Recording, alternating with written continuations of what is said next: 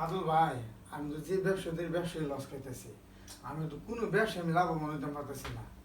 মানে আমি অন্য একটা নতুন একটা ব্যবসা ধরছি, অনেক কেমনে কিভাবে লাভবান হই আমি। আপনি কোনো টেনশনই করেন না, আমাদের এলাকায় গামছা বাবা আছে, গামছা বাবা যে দোয়া নিছে ব্যবসা লালে লাল হইছে। আর এমনি গামছা বাবার তো কাছে আমার চলেন গামছা বাবার কাছে আমরা দোয়া করে যে আমরা লালে লাল হইবেন। হক মাওলা, হক মাওলা।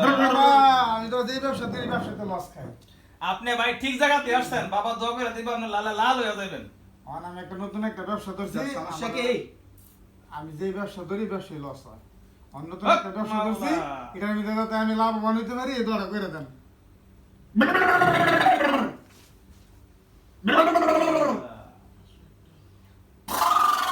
হক মাওলা,